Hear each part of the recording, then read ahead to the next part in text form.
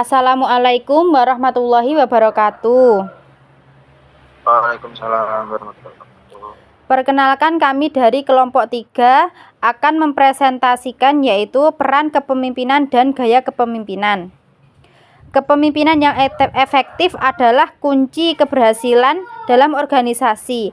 Pemimpin yang baik dapat memberdayakan tim, membuat keputusan strategis, dan menciptakan budaya yang mendukung.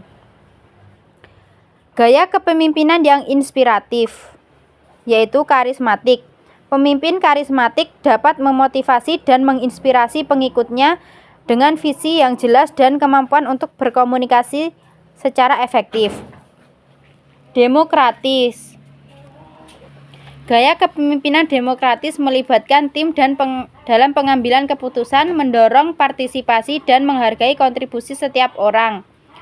Yang ketiga, melayani. Pemimpin yang melayani menempatkan kebutuhan tim di atas kepentingan pribadinya, memberdayakan orang lain, dan menciptakan lingkungan yang kolaboratif. Selanjutnya akan dipresentasikan oleh anggota kelompok saya. Komunikasi efektif pemimpin. 1. Mendengarkan aktif. Pemimpin yang baik memahami pentingnya mendengarkan untuk membangun kepercayaan dan mendapatkan umpan balik yang berharga. 2. Umpan balik konstruktif. Memberikan umpan balik yang jujur dan konstruktif dapat membantu tim berkembang dan meningkatkan kinerja. Yang ketiga ada transparansi. Pemimpin yang transparan dan jujur membangun rasa percaya dan keterlibatan dalam tim. Selanjutnya, memberdayakan tim. 1. Ada delegasi, yaitu mendelegasikan tugas dan tanggung jawab, memungkinkan anggota tim untuk tumbuh dan berkembang. Pengembangan bakat. Pemimpin yang efektif mengenali dan mengembangkan bakat anggota tim, mendorong mereka untuk mencapai potensi penuh. Yang ketiga, iklim positif. Menciptakan iklim yang positif dan mendukung, membantu tim merasa dihargai dan termotivasi. Yang terakhir, kolaborasi. Mendorong kolaborasi di antara anggota tim, menghasilkan sinergi dan inovasi yang besar. Pengambilan keputusan yang strategis. 1. Analisis data. Mengumpulkan dan menganalisis data yang relevan adalah dasar untuk pengambilan keputusan yang tepat. Kedua, pertimbangan berbagai perspektif, yaitu mendengarkan dan mempertimbangkan berbagai perspektif dapat membantu pemimpin membuat keputusan yang lebih bijaksana. Yang terakhir, pengambilan keputusan berani, yaitu adalah pemimpin yang efektif tidak takut untuk mengambil keputusan sulit demi kemajuan organisasi. Selanjutnya dilanjutkan oleh Mas Putra Pratama. Selanjutnya, membangun budaya organisasi yang kuat.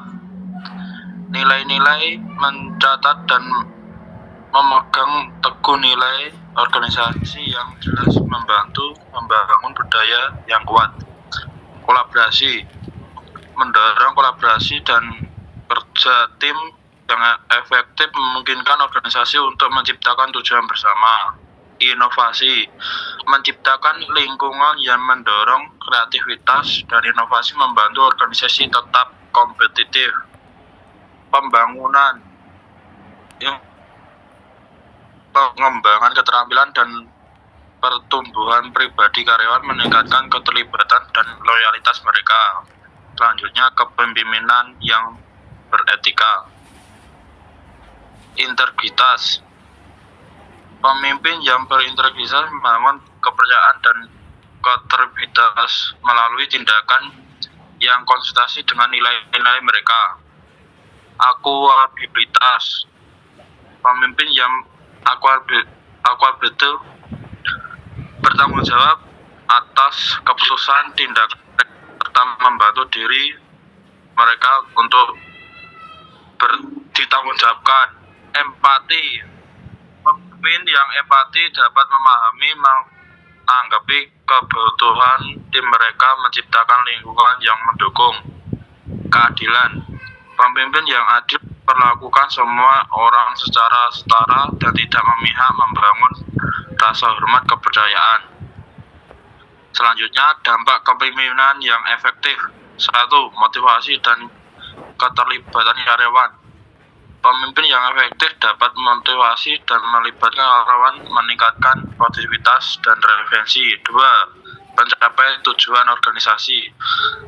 Kepemimpinan yang kuat mengarahkan organisasi untuk menciptakan tujuan strategi dan meningkatkan kinerja secara keseluruhan. Ketiga, daya saing yang berlanjut. Organisasi dengan kepemimpinan yang efektif mampu beradaptasi dan berinovasi menjaga keunggulan kompetitif jangka panjang.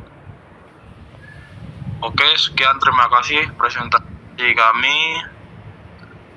Sekarang sesi tanya jawab. Sesi tanya jawab. Yang pertama dari kelompok 1. Bagaimana cara menilai efektivitas kepemimpinan seorang leader dan melakukan perubahan jika diperlukan? Jawabannya, menurut saya akan secara teratur melakukan evaluasi diri dan mendengarkan umpan balik dari anggota tim. Jika ada area yang perlu diperbaiki, saya siap mengakui kesalahan, belajar dari pengalaman, dan mengambil tindakan perbaikan. Itu mungkin jawaban dari kelompok 3 terkait pertanyaan dari kelompok 1. Terima kasih. Ya, selanjutnya saya akan menjawab pertanyaan kelompok 2. Bagaimana cara menilai efektivitas kepemimpinan seorang leader dan melakukan perubahan jika diperlukan? Terima kasih. Menurut kelompok kami, jadi menurut saya sebagai leader teratur harus melakukan evaluasi diri dan mendengarkan umpan balik dari anggota tim. Jika ada area yang perlu diperbaiki, leader harus siap mengakui kesalahan, belajar dari pengalaman, dan pengambilan tindakan. Terima kasih. Izin menjawab pertanyaan nomor 3 dari kelompok 5. Menurut pendapat kelompok Anda, apakah gaya kepemimpinan karismatik ideal untuk diterapkan dalam sebuah organisasi dan apa alasannya? Terima kasih. Jadi, menurut saya ada sisi ideal dan ada sisi tidaknya. Sisi ideal itu pemimpin yang menerapkan gaya kepemimpinan ini mampu memberikan inspirasi dan meninggalkan kesan yang mendalam di mata anggotanya. Mereka juga menciptakan pengaruh yang kuat melalui visi yang jelas, pesan yang tegas, dan kualitas kepribadian yang memikat. Tapi ada juga kekurangannya dari kepemimpinan ini, yakni ketergantungan pada pemimpin. Hal ini juga menjadi risiko besar bagi suatu organisasi. Ketika pemimpin tersebut tidak lagi aktif dalam peran tersebut, organisasi juga dapat mengalami hambatan yang signifikan, sehingga sulit untuk mempersiapkan penggantinya. Selanjutnya, izin menjawab dari pertanyaan dari kelompok 4. Kenapa peran kepemimpinan itu sangat penting dalam upaya mengatasi perubahan serta mempertahankan dan mengembangkan eksistensi organisasi? Izin menjawab. Jadi, kepemimpinan itu dipercaya sebagai suatu kekuatan atau kunci penggerak organisasi yang mampu membangun suatu budaya baru yang sesuai dengan perubahan. Itu mungkin jawaban dari kelompok 3. Kurang lebihnya mohon maaf. Assalamualaikum warahmatullahi wabarakatuh. Waalaikumsalam warahmatullahi wabarakatuh.